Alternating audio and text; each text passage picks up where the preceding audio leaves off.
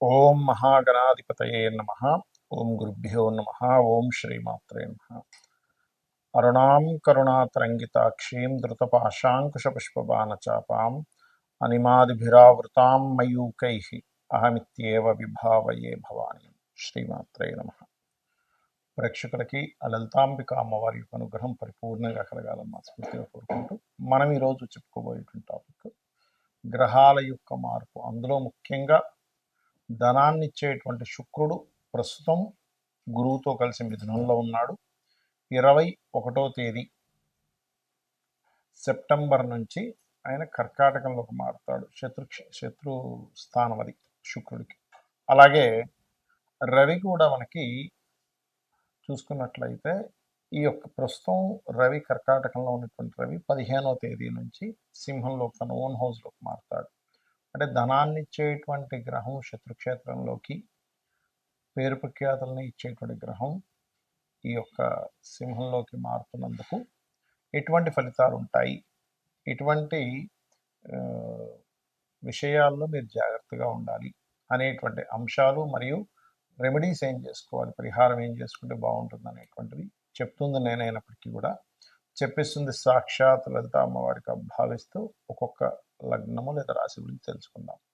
కన్యా లగ్నము, కన్యా రాశి. కన్యవారికి కనుక చూసుకున్నట్లయితే లగ్నంలో కుజుడి యొక్క సంచారము, శుక్ర గురువులు ఇద్దరు దశమంలో ఉన్నారు. ఇది ప్రత్యేకంగా మీకు creative related banking, teaching, guiding, consultancy centres ఇట్లాంటివి ఏమైనా ప్రారంభించుకోవడానికి అనుకూలమైనటువంటి వాతావరణం అక్కడ. ఇంకోటి, ఈ శుక్రుడు 21వ తేదీ సెప్టెంబర్ నుంచి మనకి లాభస్థానంలోకి వస్తున్నాడు. లాభస్థానం మంచిదే కదండి అంటే నిజమే మంచిదే, కానీ శత్రుక్షేత్రంలో ఉన్న లాభస్థానం అంటే మీకు లాభాలు వస్తాయి. ఆ లాభాల వల్ల కొంతమంది శత్రుత్వాలు కూడా అవుతూ ఉంటారు. మరియు ఏకాదశ శుక్రుడు ఎప్పుడు కూడా వివాహ జీవిత సంబంధించిన విషయంలో కొంత ఎడబాట్లు ఇస్తాడు. అక్కడ శుక్రుడు ఒకటే కాకుండా 12లో కేతు ఉంటూ 12లోకి రవి వస్తున్నాడు.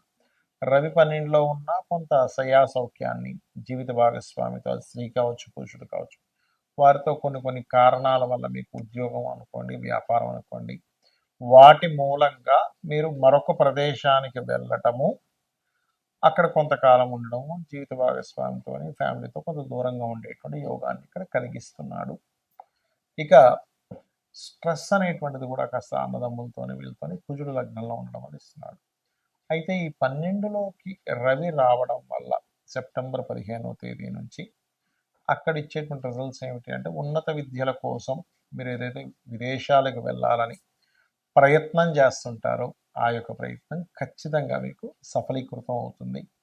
కాకపోతే కొన్ని ఆటంకాలు 12లో కేతు ఉన్నందుకు కొంచెం జీవిత భాగస్వామితో ఉండే ఆటంకాలు కానివ్వండి, కొన్ని ఇన్వెస్ట్మెంట్ చేసేటప్పుడు గవర్నమెంట్కి ఇన్వెస్ట్మెంట్ కొంతమంది చేస్తూ ఉంటారు. ఎట్లా అంటే గవర్నమెంట్ కాంట్రాక్ట్స్ కోసం అక్కడ ధనాన్ని కొంతవరకు కట్టిన తర్వాత వాళ్ళు తొందరగా రెస్పాన్స్ ఇవ్వకపోవడం ఇలాంటివి ఉంటుంటాయి. అయితే మీరు ఎక్కువగా శని, కేతు, రవి గ్రహాల దగ్గర దీపారాధన చేయండి. నిత్యము వెంకటేశ్వర స్వామి యొక్క ఆరాధన చేయండి. అన్ని విధాలా మీకు బాగుంటుంది. చాలామంది నన్ను అడుగుతుంది ఏంటంటే, మీరు ప్రతి వీడియోలోని గోచారంలో గ్రహాలు మారడం కంటే కూడా జన్మజాతకం మోస్ట్ ఇంపార్టెంట్ అని చెప్తున్నారు కదా. అసలు జన్మజాతకంలో ఎలాంటి అంశాలు తెలుస్తాయని చాలామంది నన్ను అడుగుతున్నారు. ఎందుకంటే చాలామందికి జనరల్గా అలవాటు ఉన్నది ఏమిటంటే, మనం పాతకాలం నుంచి కూడా చూసుకున్నట్లయితే వార ఫలాలను మ్యాగజైన్స్లోని ఆ ఫలాలు ఈ ఫలాలు ఇవే చూస్తూ ఉంటారు. అంటే గోచారంలో మారిన గ్రహాల వల్ల ఈ ప్రభావం ఉంటుంది అనేటువంటిది. కానీ వాటికంటే అతి ముఖ్యంగా మీరు చూసుకోవాల్సింది మీ పర్సనల్ చార్ట్. మనం ఎటువంటి కర్మ చేయడం వల్ల మనం ఈ జన్మని ఎత్తాము, ఇంత గొప్ప జన్మని తీసుకున్నాము. మనుష్య జన్మ ఎత్తడమే చాలా గొప్పది, గుర్తుపెట్టుకోండి. అలాంటప్పుడు మనకి 12 భావాలు ఉంటాయి, లగ్నం నుంచి 12 హౌసెస్. ఈ 12 హౌసెస్ వల్ల మనకు కలిగేది ఏమిటి, తెలుసుకునేది ఏమిటి అంటే, మీ లగ్నము అనేటువంటిది ఒకటి ఉంటుంది. ఆ లగ్నాన్ని బట్టి మనిషి ఎంత స్ట్రాంగ్గా ఉన్నాడా, వీక్గా ఉన్నాడా, మనిషి యొక్క పేరు ప్రఖ్యాతులు కానివ్వండి, లైఫ్లో ఎదిగేటువంటి విషయం కానివ్వండి, ఏ ప్లానెట్స్ వల్ల మీకు వస్తాయి, మీరు అది రావడానికి ఏ ఉపాసన చేయాలని చాలా స్పష్టంగా మీ లగ్న భావాన్ని బట్టి తెలుస్తుంది. అలాగే ధనం విషయంలో చాలామంది ఇప్పుడు ఇబ్బంది పడుతుంది ఏంటంటే, ఫైనాన్షియల్గా ఖర్చులేమో పెరిగిపోయాయి, వచ్చే ధనం ఏమో తగ్గిపోయింది. అంటే ఏమిటి, మీరు వెళ్ళాల్సిన మార్గంలో మీరు వెళ్ళటం లేదు, అందుకే మీకు ధనం రావట్లేదు. గుర్తుపెట్టుకోండి. అంటే మీ ధనాధిపతి ఏ రంగాల్లో ఉన్నాడో, ఏ రంగాల ద్వారా ధనయోగాన్ని ఇస్తున్నాడో తెలుసుకుంటే మీ యొక్క జన్మజాతకంలో అది తెలుసుకొని కనుక చిన్నప్పటి నుంచే ఆ సెక్టార్స్లో మీరు కనుక విద్యాభ్యాసం చేయడము, దానికి సంబంధించిన స్కిల్స్ నేర్చుకుంటూ ఉన్నట్లయితే ఖచ్చితంగా మీరు ఒక మంచి స్టేజ్కి వెళ్తారు. అలా కాకుండా చూడండి, కొంతమంది ఇంజనీరింగ్ చదివానండి అకౌంట్స్లోకి వెళ్ళి స్థిరపడ్డానండి అంటుంటారు. ఇంజనీరింగ్ చదివిన అన్ని సంవత్సరాలు వేస్ట్ అయిపోయింది. సో ఈ యొక్క విషయాలు ముఖ్యంగా తెలుసుకోవాలి. ఇక మరొక విషయం ఏంటంటే, సహోదరులతో ఎందుకు పడదు, మనం చేసే ప్రయత్నం ఎందుకు సక్సెస్ అవ్వట్లేదు, మూడో భావంలో ఉంటుంది. మనకి గృహయోగం వచ్చేస్తుందా లేదా, చాలామంది గృహం కొనుక్కున్నప్పుడల్లా డౌన్ఫాల్ అవుతుంటారు. ఎందుకంటే చతుర్థ భావం పాడవుతుంది, లేదా ఎడ్యుకేషన్ డిస్టర్బ్ అవుతూ ఉంటుంది. మదర్తో పడదు, మాతృ వియోగాలు, మాతృదోషాలు ఉంటుంటాయి, పితృదోషం, మాతృదోషం. ఆ రకంగా 4000 బట్టి అంటే మీరు ఏ ఫేసింగ్ తీసుకుంటే బాగుంటుంది అనేటువంటి విషయం మీ జన్మజాతకము, మీ పేరులోని మొదటి అక్షరం ద్వారా తెలుస్తుంది. సంతాన యోగాలు, లేదా ఫ్రెండ్స్, లేదా షేర్ మార్కెట్లో కలిసి వస్తుందా లేదా, పంచమం బాగుంటేనే షేర్ మార్కెట్, లేదంటే రాజకీయంగా నేను వెళ్దామనుకుంటున్నాను, పంచమం బాగుండాలి, పెట్టుకోండి. 6వ స్థానం కనుక మీకు బాగుంది, శత్రువుపై మీరు జయం కలుగుతుంది, లేకపోతే శత్రువుల ద్వారా మీరు ఇబ్బంది పడతారు, గుర్తుపెట్టుకోండి. డైలీ లైఫ్ కూడా 6వ స్థానంలో తెలుస్తూ ఉంటుంది. అదేవిధంగా వివాహ స్థానం, అసలు ఎప్పుడు వివాహం అవుతుంది, ఎలాంటి భార్య భర్త వస్తారనేది 7వ స్థానం బట్టి తెలుస్తుంది. లైఫ్లో పజిల్స్ అనుకోండి, ట్విస్ట్లు అనుకోండి, మార్పులు అనుకోండి, ఇవన్నీ కూడా 8వ స్థానంలో ఉంటాయి. ఆకస్మికంగా లాభాలు కానివ్వండి, ఆకస్మికంగా నష్టాలు కానివ్వండి, అది ఎప్పుడుందో తెలుసుకుంటే మీరు ఆ టైంలో చేసే ఇన్వెస్ట్మెంట్ మీకు లాభం ఇస్తుంది. ఆ టైంలో చేయకుండా ఉండడం వల్ల నష్టం కలగకుండా ఉంటుంది, గుర్తుపెట్టుకోండి. అదేవిధంగా తండ్రి, హైయర్ ఎడ్యుకేషన్, ఇవన్నీ 9వ స్థానంలోని. మరియు దశమం అనేటువంటిది మీ వృత్తి. వృత్తిపరంగా చాలామంది తెలియక ఇక్కడ తిరుగుతూ ఉంటారు, ఇక్కడ నాకు జాబ్ రావట్లేదు, కానీ వాళ్ళ జన్మజాతకంలో వేరే రాష్ట్రానికో వేరే దేశానికి వెళ్తే అద్భుతమైన స్టేజ్కి వెళ్ళాలని రాసిపెట్టి ఉంటుంది. అది మనకి జన్మజాతకంలో తెలుస్తుంది, పర్సనల్ చార్ట్లో. అలాగే 11వ స్థానం గెయిన్స్, అంటే వేటి వల్ల మీకు లాభాలు ఉన్నాయి, ఏ వ్యాపారం చేస్తే మీకు లాభం ఉంది, అసలు లైఫ్లో ఎందుకు మనం ఆనందించలేకపోతున్నాం, దానికి గల గ్రహం ఏమిటి, అసలు ఎందుకు అక్కడ స్ట్రక్ అయిపోయింది, మనం ఆనందించాల్సింది మనం ఎంజాయ్ చేయాల్సింది చేయలేకపోతున్నాం. మీ ఇన్వెస్ట్మెంట్స్, మీ విదేశాలు, ఇవన్నీ 12వ స్థానంలో ఉంటాయి. ఇవన్నీ జన్మజాతకంలో ఉండేవి. మరి ఈ గోచార ఫలితాలు ఎందుకు చెప్పుకుంటున్నాం అంటే సపోర్ట్. అంటే ఇప్పుడు మనం చేసేటువంటి ఒక బిజినెస్ అనుకున్నాం, ఆ బిజినెస్కి ఇప్పుడు ఉండే మార్కెట్ సపోర్ట్గా ఉందా లేదా. అంటే ఒక ఉదాహరణకి ఒక స్కూల్ బ్యాగులు అమ్మాలనుకున్నాడు, లేదా స్కూల్ డ్రెస్సులు అమ్మాలనుకున్నాడు ఒక వ్యక్తి. ఆయన స్కూల్స్ స్టార్ట్ అయిపోయిన తర్వాత పెట్టడం వల్ల ఏ ఉపయోగం ఉండదు. స్కూల్స్ స్టార్ట్ అవ్వకముందు ఒక 3 నెలల ముందు నుంచి అమ్మితే ఉపయోగం ఉంటుంది. ఏంటంటే దట్ ఈస్ మార్కెట్ అంటారు.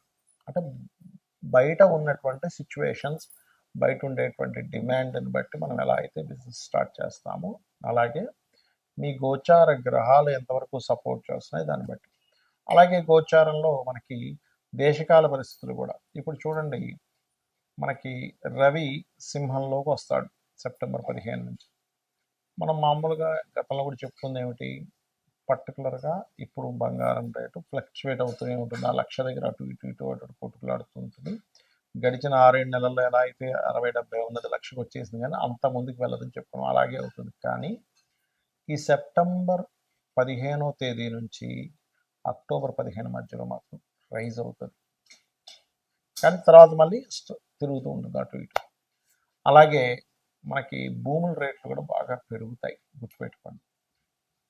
అది ఈ రాబోయే 1.5 ఇయర్ చక్కగా పెరుగుతూ ఉంటుంది, కానీ రాబోయే 1.5 ఇయర్ ఒక్క ఈ మంత్లో తప్ప మిగతా అంతా కూడా అక్కడక్కడే తిరుగుతూ ఉంటుంది గోల్డ్ రేట్. అలాగే మనకి అక్టోబర్ నవంబర్ మాసాల్లో గురువు ఎప్పుడైతే కర్కాటకంలోకి వస్తున్నాడో వెండి రేటు బ్రహ్మాండంగా పెరుగుతుంది. ఇవన్నీ ఏం చెప్తాం, గోచారంలో ఉన్న గ్రహాల వల్ల మనకి.